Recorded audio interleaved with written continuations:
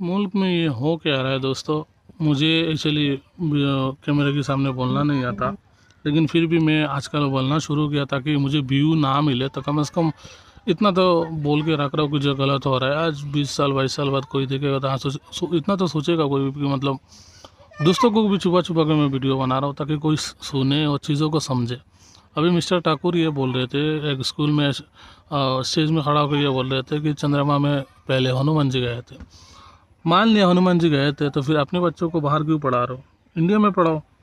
वहाँ तो हनुमान जी चंद्रमा में गए थे ये मानेंगे नहीं वो लोग, तो उसका मतलब उनका मान रहे हो तो उसका मतलब ये हुआ वो सही है, यूरोपियन सही है, उनका इंस्टीट्यूट सही है, उनका यूनिवर्सिटी सही है, तो फिर अपनी मुल्क में अपने लोगों को क्यों गलत सिखा रहे हो। दूसरी बात है ये है कि असम के सीएम हिमंता बिस्वा शर्मा मैंने सुना है वो बोलते हुए कि मदनी साहब यहाँ आएंगे तो असम में आएंगे तो उनको बांग्लादेश भिजवा देंगे। मैं रिलीजियस एंगल में बोलना नहीं चाह रहा था, मैं बोलना ये चाह रहा हूँ मदनी साहब का आप डेटा उठा के देख लीजिए, सर्च कर लीजिए। भारत छोड़ो आंदोलन से लेके इनका पूर्वज जो सब चीज़ों में शामिल थे, उन्होंने हमेशा देश के लिए त्याग दिए और आज भी देश में गलत हो रहा है तो वो बोल रहे आवाज़ उठा रहे। ठीक है, वो आवाज़ उठाने की सज़ा ये पहले अंग्रेज़ देते थे, अभी हमारे ही लोग दे रहे। अपने मुल्क में बता रहे कि बांग्लादेश वजह क्यों जाए भाई बांग्लादेश, आपसे क्या सर्टिफिकेट लिया हो कि इंडियन है कि बांग्लादेश है, आप भेजेंगे तो कैसे भेजेंगे।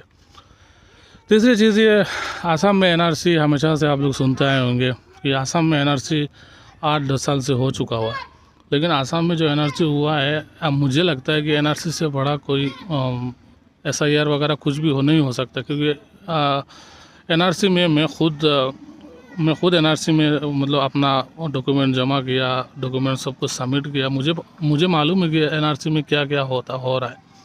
एनआरसी में कोई डुप्लीकेसी नहीं हो सकता। एनआरसी में इतना डॉक्यूमेंट चाहिए होता है, अपने 4th फादर 5th फादर की डॉक्यूमेंट चाहिए होता है। मैं तो अपना 5th फादर का डॉक्यूमेंट जमा किया। तो आप बोलोगे कि अब गलत जमा कर दिए होंगे भैया, इसका रजिस्ट्रेशन ज़मीन होता है, रजिस्टर्ड ज़मीन का पेपर दिखाना होता है या कुछ और चीज़ें दिखाना होता है उनके नाम पे। तो वो दिखाने के बाद आप सोचोगे कि हाँ हो सकता है कि तुम गलत बना लें, नहीं ऐसा नहीं होता, क्योंकि ब्लॉक में इसका मेन कॉपी रहता है। तो वो चीज़ में NRC में ज़रा सा भी छूट नहीं कर सकते, जो मतलब गलत नहीं हो सकता। NRC करने के बाद में आज ये बनाओ कल वो बनाओ, आज ये डॉक्यूमेंट बनाओ कल वो डॉक्यूमेंट बनाओ, हमेशा से आसाम में रहता है। पता नहीं क्या होगा आगे जाके।